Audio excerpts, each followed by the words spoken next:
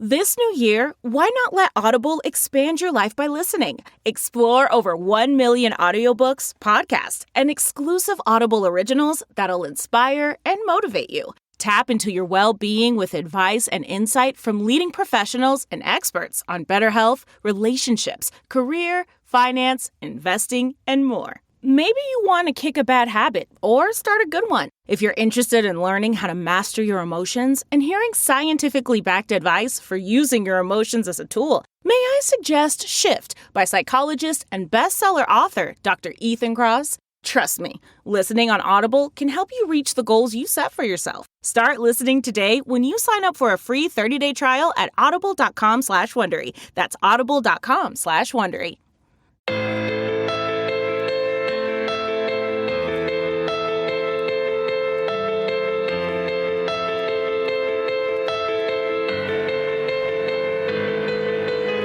Hello and welcome to Season 2 of Gem State, the trials of Chad and Lori Daybell.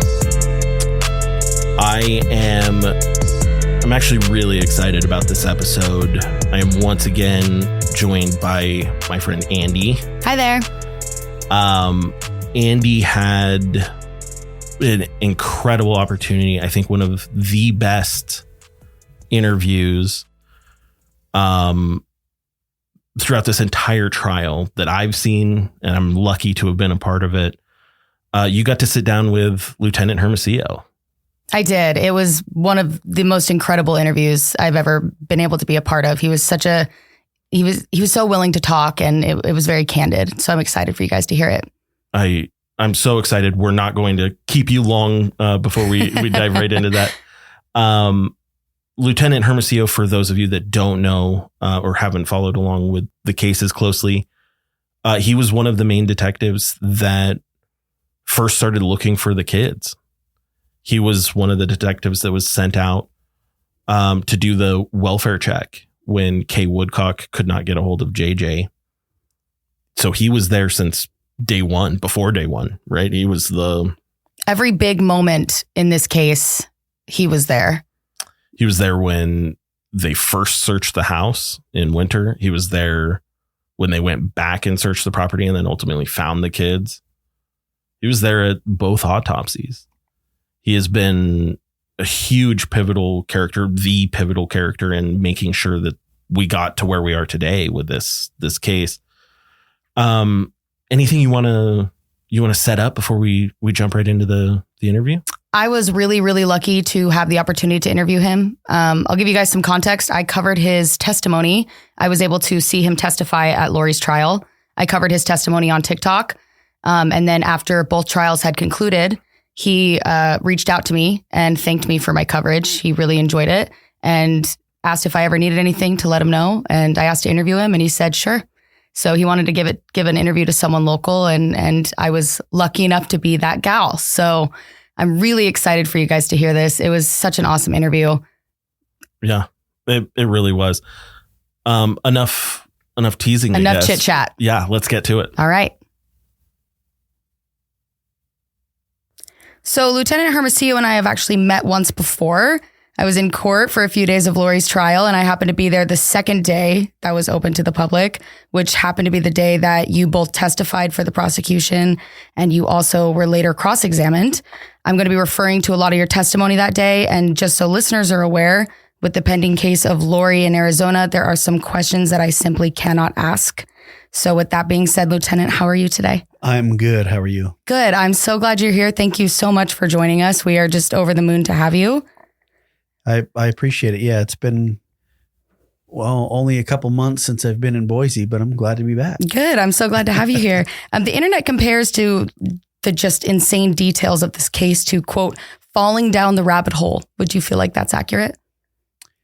Yeah. I mean, there's always, especially when the case first started, we were a couple months behind with investigating things because the kids were already missing. So it was really easy to fall down the rabbit hole on a lot of things trying to figure out what happened. But yeah, I would agree with that. Yeah. I mean, it just seemed like everywhere you turned, there was a Cheshire cat of new information. And I think I would agree with that too. I think that's a good way to put it. It just feels like I don't know. It just feels like you're going crazy the more you learn about the case, right? Yeah. I mean, everything initially when you first hear it is super weird.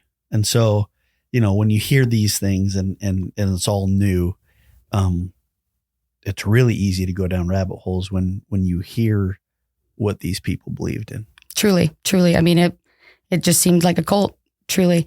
Let's start from the very beginning here, and then we're just going to kind of be jumping around if you don't mind. But just for those who don't know yet, how did you first get involved in the case? So in November of 2019, I got a call from a deputy in Fremont County, and he was telling me that there was a Jeep possibly in our jurisdiction that was wanted for a potential attempted homicide in Arizona. So he kind of pointed me in the right direction as far as where the Jeep might be located, an address that he was given. And so that's how I first became involved. Okay. Now, in your testimony for Lori's trial, they focused heavily on proof of life. Would you mind explaining what that is? Proof of life is any type of picture, a photograph, a video that you can prove that person was alive. So, that was a huge focus. Proof of life for JJ and Tylee both. Do you feel like, so Tylee's last proof of life was the picture of her in West Yellowstone, right? That's correct. Yeah. Do you feel like that was sort of a red herring in your investigation? Yeah. I mean, that's kind of when everything kind of dropped off. She's a teenage girl, and teenage girls are always on social media, right? And everything is online. And so when, there's no spending in her bank account, she's not on social media, and everything kind of stops that day. And that's the last photograph. Yeah, that was big. Yeah. And if you don't want to answer this, that's okay. But was there a distinct moment when you realized that both children were likely dead? There was actually, and that's funny you ask that, because among all the investigators, I think it was kind of different for everybody. But for me, once we had served Lori with her court order to produce the children in Rexburg, and if she didn't, there was potential jail time. And then later we arrested her because she didn't produce her children, and she sat in jail. At that point in my heart, I probably knew this was more of a recovery mission than a rescue mission. Sure. Because who's going to sit in jail if their kids are okay? All she had to do was, present have them, hold up a newspaper with a date and take a picture and send it to us. Anything to show us that her kids were okay and alive. And when she didn't, that was big to me, I think. I want to talk about the first time that you made contact with Chad. What were the circumstances surrounding it? So I'll have to back up just a little bit. In the middle of November of 2019, that Jeep I was talking about previously, Gilbert police came up, and their forensic unit processed the Jeep. And so a detective, Ryan Pillar with Gilbert, also came up, and he said, "Hey, through your surveillance that you've been watching for this Jeep," because they had asked us to watch for this Jeep. He said, "Did you ever see any little kids, a 7-year-old or a 16-year-old?" Let me back up. He didn't ask about 16. It was just JJ. And I said, "No, we haven't." And he said, "Okay, the grandma's a little concerned because she hasn't been able to speak to her grandson. He's 7 years old. He has autism. So if you see him throughout your intermittent surveillance, let us know. But we're going to do some checking down in Arizona to make sure he's not with family. And if we need anything, I'll call you." Well, he called me on November 25th and said, "Hey, we haven't been able to locate JJ. Would you just mind just going over to the house and doing a welfare check?" And so when I went to do the welfare check, that's when I ran into Chad and Alex. Okay. And what was your first interaction with them? Well, they were unloading a pickup truck just outside the garage. And I initially made contact with Alex. The detective I had with me, Detective Dave Hope, made contact with Chad. So my initial contact was with Alex. What did Chad tell you, the detective? I couldn't really hear what they were talking about because I was talking with Alex. But I asked Alex, where's JJ? And his response was, well, he's with his grandma in Louisiana. And so I said, well, that's kind of impossible because she's the one that called. And that's when Alex kind of looked over at Chad, and Chad looked at Alex, and neither of them kind of knew what to say. And you could tell that there was something there between them. And so I asked the question again, and that's when he said, well, you'll have to ask Lori, his mom. Did Chad ever tell you that he didn't know who Lori was? No, Chad never said that. He said he didn't know her very well, that he had only met her a few times through Alex, her brother. How did you know he was lying? We knew he was married. We knew he was married November 5th. And so when he told me that on November 26th, I knew he had already been married for a couple of weeks. So that was a huge red flag. Interesting. Yeah. After you were granted the search warrant for Lori's apartment, what stood out to you while you were searching it? We had a search warrant for 3 apartments. Lori's was 175.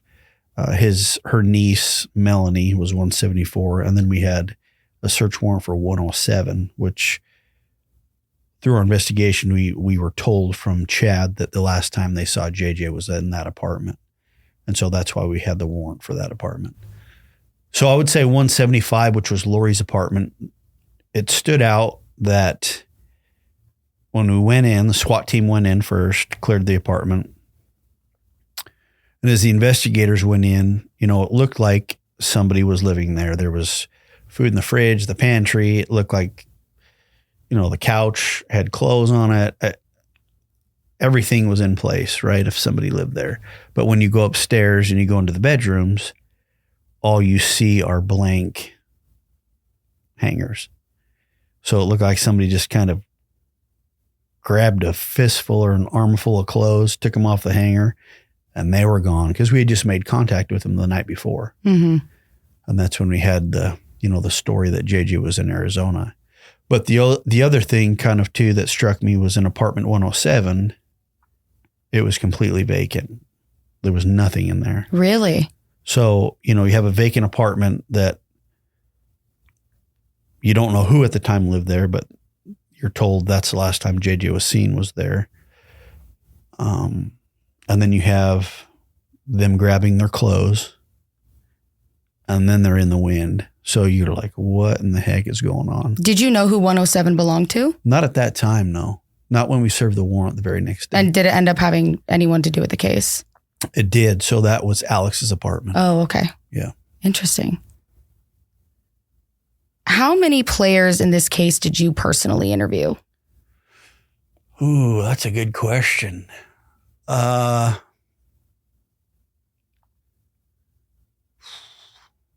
I would say roughly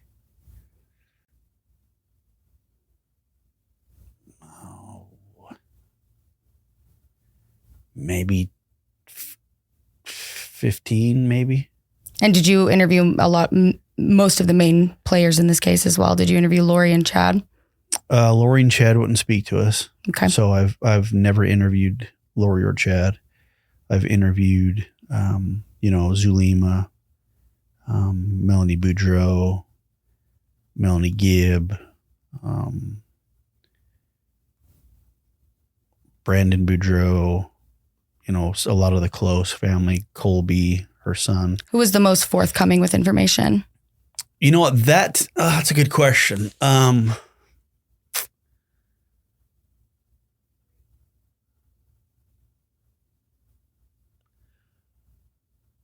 Personally, I think it's probably close between Zulema and Melanie Gibb. Really? I always felt that there was probably more to it that I felt like I was getting more more genuine truth from Zulema, probably. Okay. Yeah, I was able to hear Zulema testify in court, and she, at least for Lori's trial. And while she didn't have a whole lot of new information during Lori's trial, she did take her time and think about exactly what she was saying. And it was interesting to then see the contrast of her testifying in Chad's trial, because there was a lot more like, oh my God, information in Chad's trial, right? Yeah. And I think with that too, like, when you're up on the stand, it's nerve wracking. And so even for law enforcement, when we're up there, you're nervous. You have everybody watching. You have the entire jurors that you want to make a good impression on, right? Mm-hmm. You have the audience. You have the cameras there knowing that everything you say, you can't take back. And so even for us having the training to get up on the stand, we're nervous. So I can't imagine how somebody would feel never having been on the stand. Yeah. And coming into this huge case like Zulema, for instance, and having to testify in front of all these people, how nerve-wracking that would be. So I think the first time she was nervous. The second time in Chad's, I think she felt a lot more comfortable up there. So I think that's why it was portrayed different the second time. Okay. Out of all the people you interviewed, who would you say lied the most?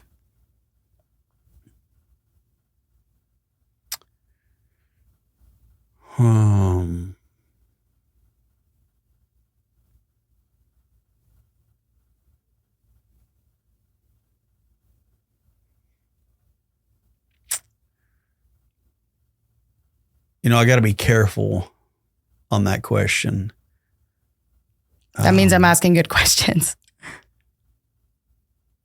I didn't think I was getting all of the truth. I'm going to skip that question. Okay. That's fair. I get it. It's a good question, though. Thank you. It's a good question. I almost got you. Almost. Let's talk about a little bit of the search on Chad's property. Can you just kind of map out that day for us a little bit? Yeah. So we had planned this search warrant for a couple weeks, based on some information that we had obtained. We planned a search warrant. There were several agencies, us, the FBI, Fremont County Sheriff's Office, the Attorney General's Office. We had guys from Boise Police Department there for surveillance in case somebody was to leave.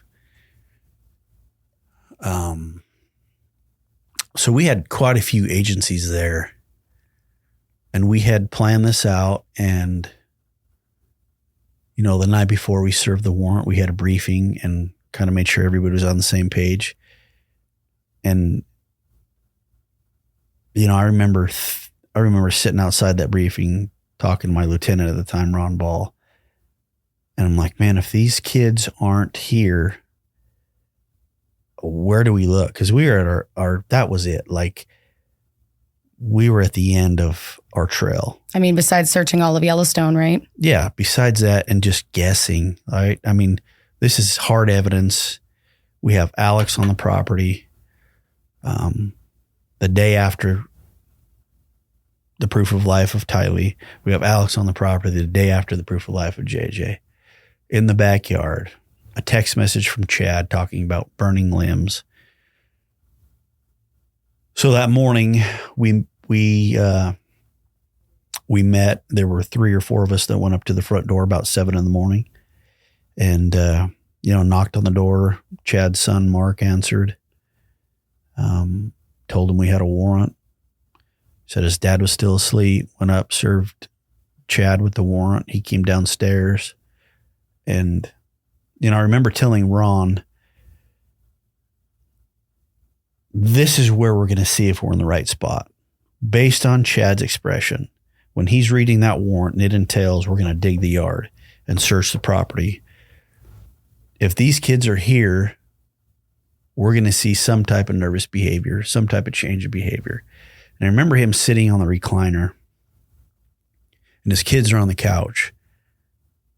And I'm watching him read it and I'm looking at his carotid artery, right? To see if it starts. I'm looking to see if he's sweating, if his chest is rising heavier and he's breathing hard. but I didn't see anything. All I saw was him kind of joking with his kids. And I was instantly disappointed. Like, we're in the wrong spot. And so that's how my morning started out. Disappointment. Until he went into the front yard and was on the phone. And he kept looking over his right shoulder towards the pond area where the FBI was marking off sections where we ultimately located JJ. But that was the first time I saw his change of behavior, was when he was in the car outside. And I remember saying, well, maybe we are in the right spot. And then sure enough, we were. Who was he talking to? I don't know who he was talking to that time. I think he was talking to his attorney at that time. And you ended up, just to clarify, where he was looking, you ended up finding a body. We ended up finding JJ Vallow. Okay. Yeah. Under that tree.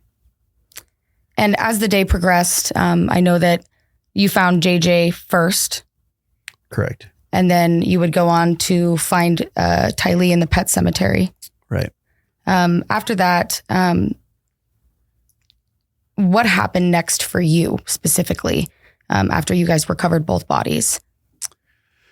So as soon as we were able to get Tylee out of the ground, me and my lieutenant and the Fremont County coroner and a Fremont County deputy headed straight to Boise to the Ada County coroner's office. And so that was about 4:00 in the afternoon. We left Rexburg, and then we headed to Ada County and dropped off JJ and Tylee. Were you present for the autopsies of both children? Yes. I was in court the day that they showed the autopsy photos. And I just want to commend you for being able to be there during that, because the sickness that fell over the courtroom when those photos were shown was really nothing like I've seen before. I don't think I'm the same person as I was before I entered court that day. So thank you for being there for them. Thank you. Yeah, it's, it's hard for anybody to see, right? And we're trained, even as law enforcement, you're trained. You deal with dead bodies all the time. You deal with suicides and homicides, but that was different. And I feel bad that the entire audience and jurors had to see that, because it does stick with you. And I know some people really struggled with it. So I'm very glad to hear that they won't be releasing the photos to the general public. Yeah, Because trust me, if you're even somewhat of an empath, you don't want to see them. You may have answered this question just now, but out of this entire investigation, what was the biggest blow? Like, what was the biggest gut punch moment for you? I don't know if there was just a one that I can really. It just seemed like during this investigation, everywhere we turned was a dead end. Like, we were never able to get traction, really. We were always a couple months behind whatever they were doing. The kids were missing. They had been missing since September. We didn't get the case till the end of November. So we had that much time to make up. We would try to get video from different places, but it was already overwritten because it had been so long. Or we tried to get warrants on different things, and the time has already passed, and that's been overwritten. So there were a lot of little blows that when we hit these dead ends, I just felt like we were never able to get traction until the very end. And then it was like, And then it moved fast. Yeah, it's like all four wheels were on the dirt and we started rolling. For you personally, and I guess for the entire department, have there been any silver linings through the course of the investigation? I think so. I mean, I've met a lot of good people through this. I've got to work with a lot of good people. Dealing with victims and victims' families, and you kind of tread lightly there because you don't know how they're going to take you. They've been through trauma. But everybody that's kind of been involved, we've been able to be friends with and talk to, and sometimes still keep in contact. So The silver linings, I would say, is being able to be friends with the victims' families, because it was like everybody kind of came together as a big family because we were all trying to get justice for JJ and Tylee. Common goal. The other one I would say is working with so many agencies and becoming friends with investigators or prosecutors that you would never have the chance to work with. And everybody worked well together. You know, when you have six different agencies, you know, there's always kind of, well, this is my backyard. I'm not going to share this piece of information, or, well, I found this in this warrant, so I'm not gonna give it to you. Definitely. There's almost a competitive nature. Yeah, because you want to be the one to solve it, right? Right. It wasn't like this in this case. Everybody shared information. We worked together. There were no issues. It was just something that's really unheard of today in law enforcement when you have that type of communication. And thank goodness. Yeah. Thank goodness for that. During Lori's trial, the day you testified, before they were going to show the autopsy photos of the children, Lori had a little bit of a meltdown. What did you think of it? You know, I didn't know what was going on. I knew she probably didn't want to see the photographs. Why do you think she didn't want to see them?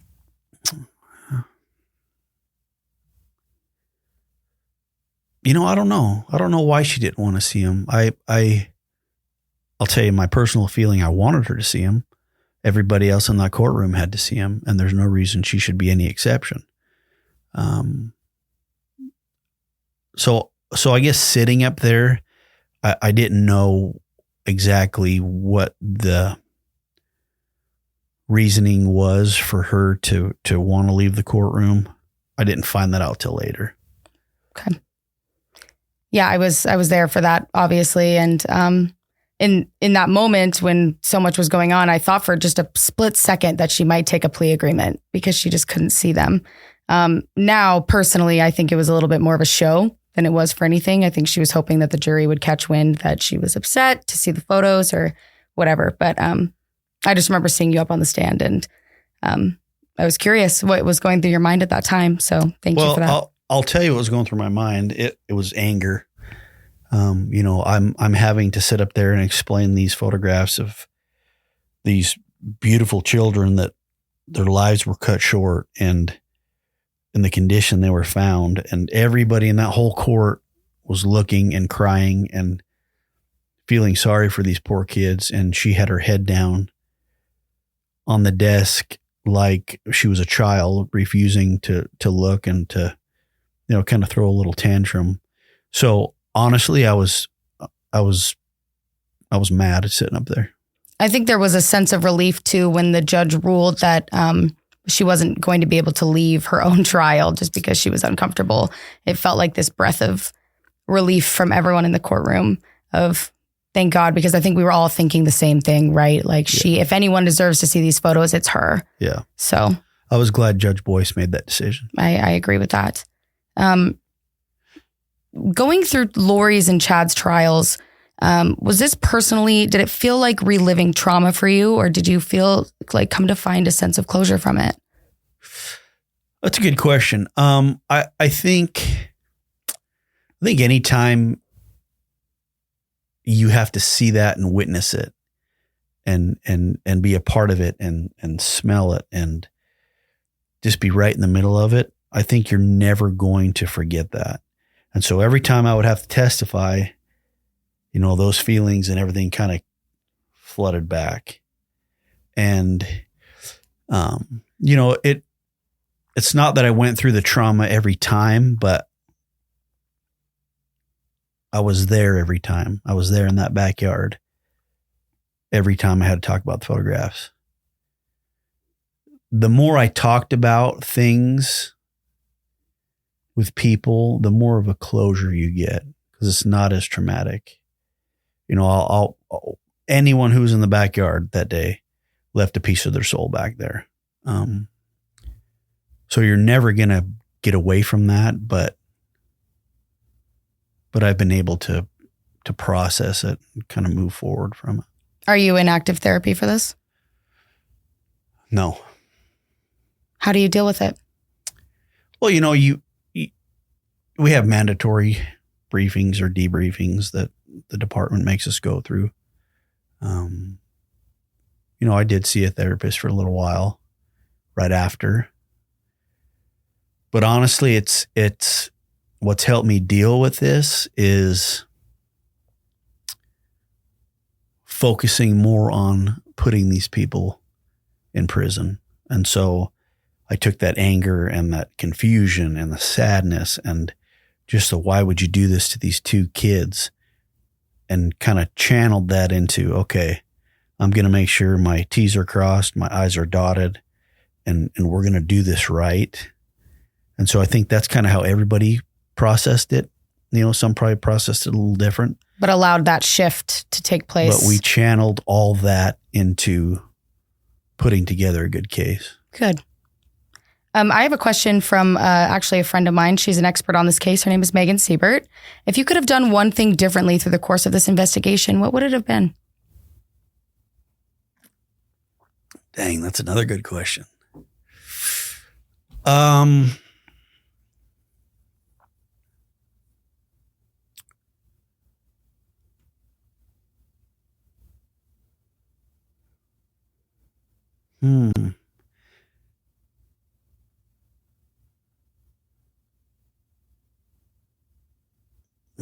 man, that's a good question.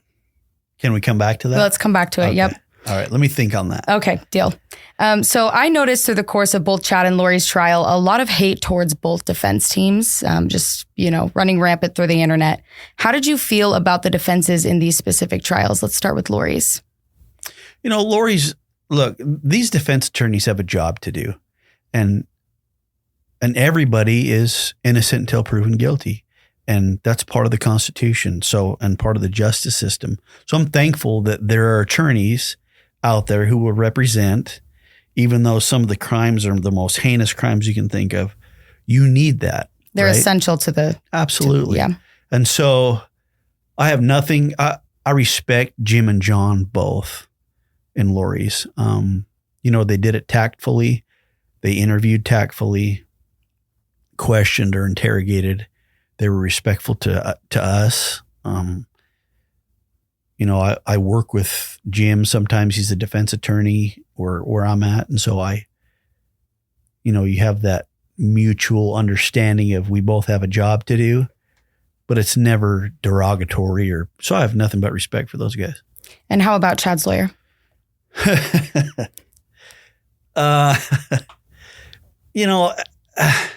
Again, he has a job to do, and it's a tough job. He's defending somebody who isn't very well liked by people in public. Do I think he could have done things differently in court? Yeah, I do. I think his avenue or strategies of attack, kind of attacking law enforcement as far as, or crooked or harassing or bullying. I think that probably didn't need to happen. But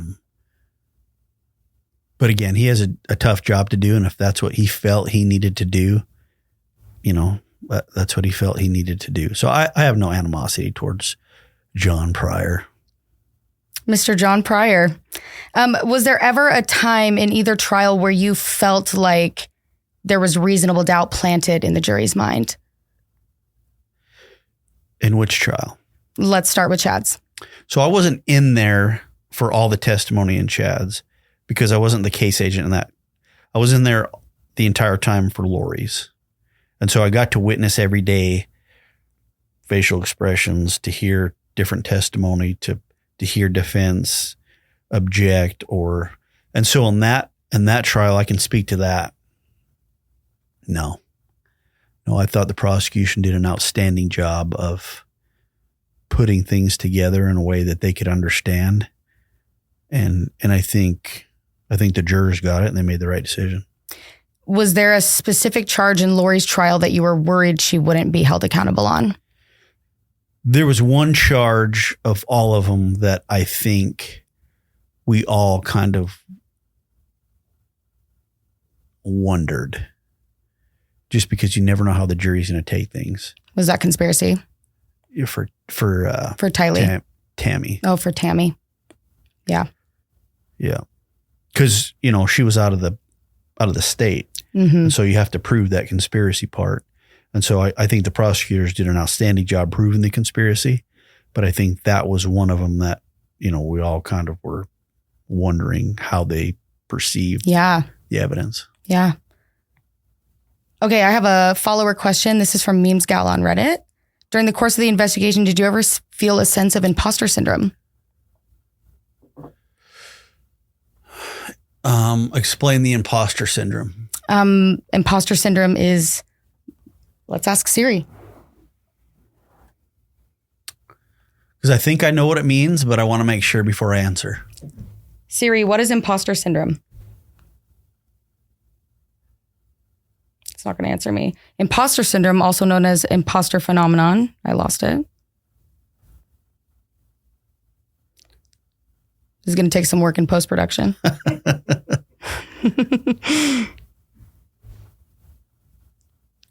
So we're talking is a psychological experience of intellectual and professional fraudulence. So where you feel like you are not enough to handle the situation. Did I ever have that feeling? I mean, you're always insecure, right? This is the biggest case I've ever worked.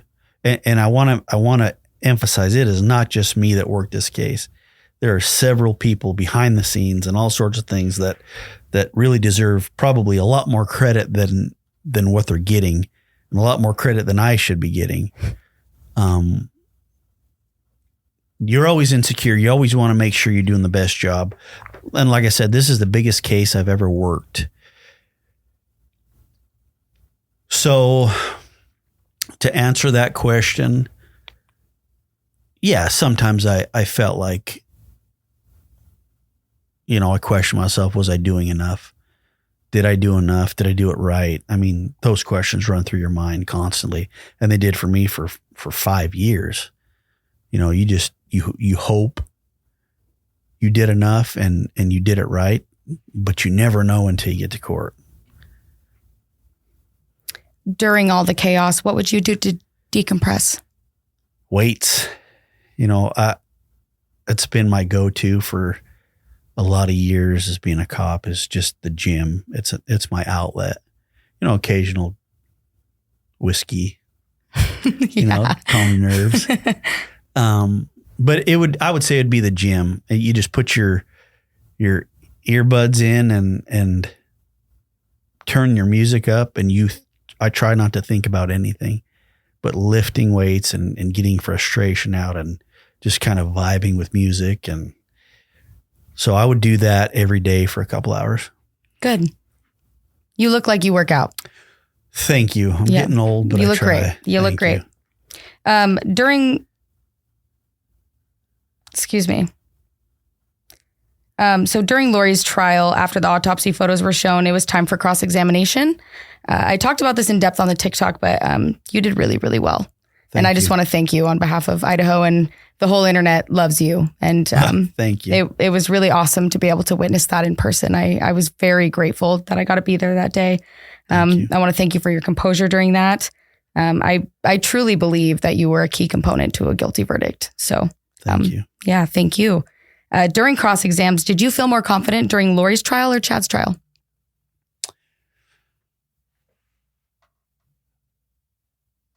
I would say it's probably 6s, because it was a different trial. And so I knew I wasn't going to be asked the same questions from John Pryor that I was asked from John Thomas or Jim Archibald in Lori's trial. So when you hear those questions for the first time, you always have that, that nervousness or that energy that, I want to do my best and answer them the best way I can. So when I went into the second trial, after sitting through Lori's and getting cross-examined, I knew John was going to take a different strategy. And so I knew these questions were going to be brand new. So I felt the same probably in both. Okay. Me personally, because I I am not a fan of John Pryor. I probably would have been more nervous for Chad's trial if I had been in your shoes, just because I know the kind of person he is and little intimidating. Yeah. You know, John, I knew he was going to come at me. Yeah. I knew that. And he did that in the prelim, and just his court appearance on how he holds himself in court. I knew it was going to be, he's going to try to intimidate and get you flustered. But so I really focused on what he was saying and his words and not how he was saying it. Okay. That makes sense. Another question from our friend Megan. She asked the best questions. Based off all the information you have on the case, do you believe the circumstances around Alex's death point to natural causes? I struggle with that one. When Alex died, I got a call from Arizona, and they said, "You're never going to believe who just died." And when they said that, I'm like, there's no way. Like, there's no way that's natural, right? Maricopa County did a thorough autopsy because they knew everything he was involved with and all the deaths. The implications, sure. So they did everything. And when they came back and said it's natural, is it divine intervention? Maybe. But yeah, it's just so, I don't know. It's such I'll never know. I always go back and forth. One day I think it's natural. The other I'm like, okay, something happened. Just because it was the day after Tammy was exhumed, mm-hmm. and he knew we were closing in. He was on the run. And then all of a sudden he dies. But, some of the things he was Googling when we got his warrant back makes me think it was probably, I'm leaning more towards natural. Really? It was Googling different symptoms. Sure. So, if you were going to do something, you wouldn't be Googling symptoms. You'd be Googling. Yeah. So, I don't know, but did somebody do something? I don't know. See, that's the question, right? Yeah. Wow. Yeah. That's fascinating. I've been meaning to ask you that for a very long time. Who are some of the players in this case that didn't get enough kudos? Man, there's a lot. I mean, you have FBI analysts who sit behind a computer and you call them and say, "Hey, I need this information. I need that information." They put it together. They put it on Excel sheets. They email it to you. Sometimes you never even see their face. You just know them by name and talking to them. There are so many players in this that deserve kudos and credit. So many, I can't even name them all, but all the behind the scenes people who were making sure discovery got to every defense attorney and every attorney and putting all the evidence together, prosecution, other agencies. I think, there's so many good people that I got to know and work with.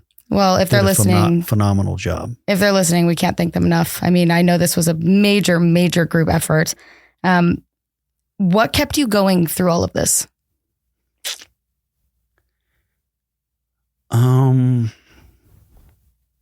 Like working towards it, or what do you mean? Like from top to bottom, when the day you got on this case to the day Chad was sentenced, what kept you going? What was your main component that really drove you? I think it's just probably a combination of things. I'm driven. And so when you get a case like this, you want to see it clear to the end. And then you have that aspect where you want to do it right. And you're like, okay, you think you're going to outsmart us? We're going to show you, right? You have that aspect. And then I have a daughter and a son. So then you look at it from the dad's perspective on how would I want an investigator to investigate this if it was my kids. And your kids are similar to the same ages, right? No, a little older. Okay. So I'd say probably the biggest thing is, how would I want somebody to do this if it was my kids? I want them to do it right and stay focused and driven and that's exactly what we did. Just to kind of wrap things up here, if you could say there was a takeaway from this case, what would be yours and what should be everyone else's? My takeaway,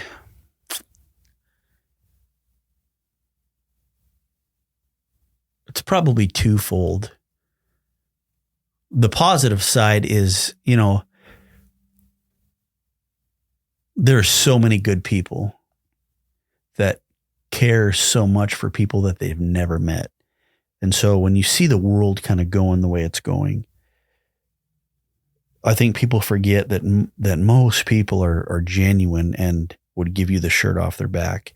And to have all these people work so hard and put in all these hours for these kids that they've never met, that was a huge takeaway.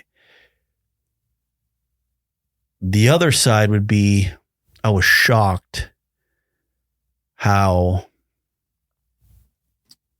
two normal looking people, Lori and Chad, who look like a normal dad, and she looks like a normal soccer mom type mom, can be so evil and blend into society.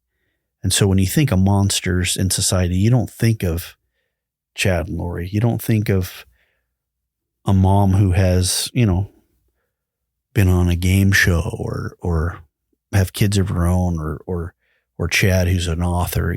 When you think of monsters, you think and picture somebody completely different. And so, it just kind of shocked me how well some of these monsters blend in, and you never know. You never really know shows the duality of life. Yeah. You never know who you're standing next to in a grocery line. Mm-hmm. And so that was kind of a takeaway too. So coming back to Megan's question, which you have yet to answer. Okay. What was it again? If you could have done one thing differently through the course of the investigation, what would it have been?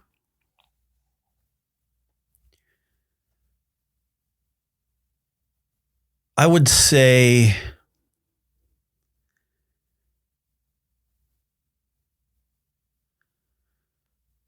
there were so many pieces of evidence, terabytes of information. It seemed like there was so much, sometimes it was hard to keep track of. I would say we could have done a better job just kind of categorizing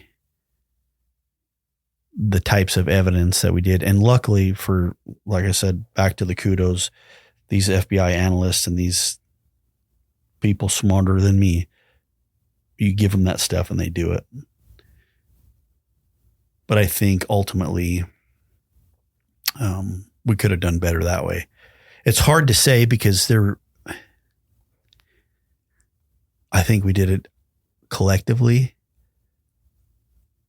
a great job in getting justice. And, there's always things you can do different, but I would probably say that. I mean, I would say that I've almost never seen it done so well, getting justice. I think that I speak for everyone when I say, like, you guys did a hell of a job. Thank you. Yeah, I'm super proud to work shoulder to shoulder with those guys and gals that, just you couldn't ask for better people to work with. Is there anything you want to add to this interview? No, I appreciate the opportunity to be here and, to kind of talk about that. I know it's still kind of a hot topic. Maybe it's kind of died down a little bit, but I know there's a lot of interest in especially this case. But yeah, I just appreciate the opportunity to be here. Thank you so much for being here. We really, really appreciate it. Absolutely. Thank you. Andy, that was an incredible interview. I think, obviously, I want to also join you in thanking Lieutenant Hermosillo for his time, for his candor, more importantly, for his hard work on this case. That's incredible to run into the challenges that they ran into, and then to keep going. And so thank you, Lieutenant Hermosillo, for your dogged detective work on this, for finding the kids, for helping to bring justice. And thank you to everyone else. He brought it up. There were so many people that played really important roles in this entire case. People we don't even know the names of. You know who you are, so thank you. from the bottom of our heart for everything you've done too. What was your biggest takeaway? The hard work that everybody put in, like you said, is the reason we saw justice. And, Lieutenant Hermosillo was very adamant that he wanted to give those people attention. I think he felt like he is the face of all of this, which is not something that a detective really ever wants to be known for, right? And it's not something they ask for. And he was very adamant to make sure that everyone got their moment. And I appreciate that about him. I think that was very kind of him. So, Andy, any takeaways you have, any moments that really stood out to you during the conversation? The moment that he spoke about the children's autopsies, I could his entire body language changed. And it really painted a picture of just how much this affected him. I didn't want to push too much. I was trying to be, somewhat respectful. I didn't want to bring up anything that would bring up trauma or anything like that. But I can't drive home enough just how much Lieutenant Hermosillo cares. And I think we said this in the last episode. If I were ever in a position to need someone, I would hope it would be him. If something happened to my children or anything like that, I would hope that he would be the one on the case or someone just like him. I completely agree. I think a big takeaway for me was in our conversation with him. I think it might have been after we had kind of finished and we're kind of walking him out, but he told us about how there was this point in time when they were standing less than 10 feet away from where JJ was buried underneath the tree and had no idea. There was 3 feet of snow on the ground. They couldn't see anything, obviously. And they were just having this conversation about where are these kids? And they were 10 feet away from JJ. It was heartbreaking, but also I think really highlighted for me the perseverance of everyone who was involved in this case. Yeah. It just really stuck with it. I really want to thank you. That was an awesome interview. I think it was really great to get to see Lieutenant Hermosillo kind of processing all of this stuff along with us and getting his insight, as the detective. I think so too. He was very candid and talking with him in real time, I think put it into a light for me that I had never seen the case before. So I was happy to do it. And thank you for, being a part of this as well. Of course. It's my pleasure. Well, Andy, thank you for being here. Thank you. I appreciate it. Anytime. Thank you for joining us. This is Gem State, The Trials of Chad and Lori Daybell, Season 2.